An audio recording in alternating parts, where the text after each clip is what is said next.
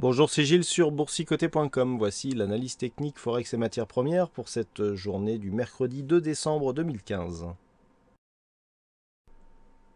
Et pas grand-chose de neuf, malgré les déclarations de Madame Yellen, puisque la paire de devises euro-dollar continue à tester ici les 1,0560. On a pensé ici qu'une cassure allait se produire, et puis finalement, les cours rebondissent à partir de cette zone de support. Donc on neutralise une dynamique qui reste baissière.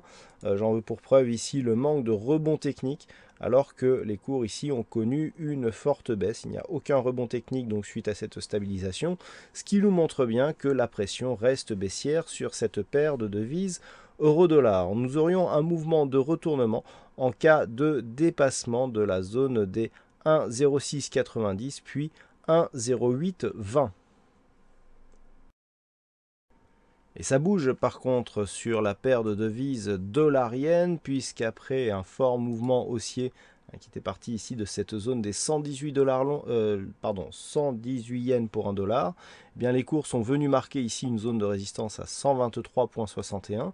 Et depuis cette zone de résistance, eh bien on oscillait ici entre cette zone de point haut et le retracement de Fibonacci à 23,6%. Donc on a oscillé ici et tout à l'heure on est venu attaquer cette zone pour marquer un petit point juste au-dessus de cette zone de résistance, mais les cours se replient. Donc pour l'instant, il n'y a pas de cassure significative. La configuration n'est pas trop surachetée, ce qui pourrait favoriser ici la poursuite de ce mouvement et donc la cassure de la zone de résistance.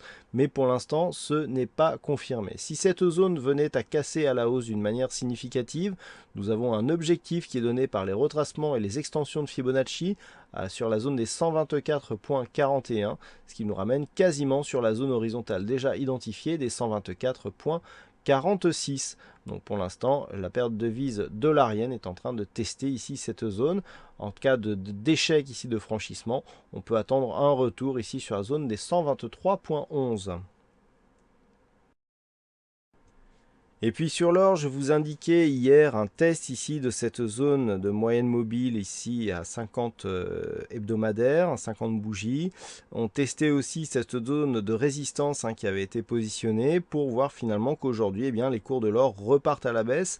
On a même inscrit un nouveau point bas, puisque le point bas actuel de l'or se situe désormais à 1050,70. Donc tout cela se fait dans la poursuite d'un mouvement qui existait déjà et qui nous avait permis de placer un objectif à 1049,1 dollars l'once. En effet, nous avons ici des phases de baisse qui sont assez récurrentes et par rapport ici à cette phase de stabilisation, eh bien, sur rupture de cette zone des 1067,3 dollars l'once, l'objectif était défini donc sur cette zone des 1049,1.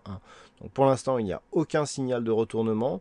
Du point de vue des indicateurs, c'est relativement stable. On oscille entre hausse et baisse. Et ce que l'on voit, c'est que au voisinage ici de cette zone de support, eh bien, la configuration n'est pas du tout survendue, ce qui pourrait favoriser ici l'apparition d'une cassure, voire d'une poursuite des cours de l'or, donc toujours un peu plus bas et notamment sous cette zone de support des 1049 dollars l'once. Pour impulser un rebond suite à ce nouveau point haut, il faudrait désormais casser le plus haut de cette bougie qui se situe à 1074,80.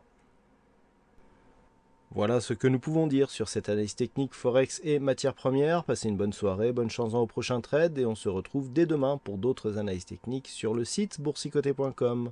Bonne soirée à tous.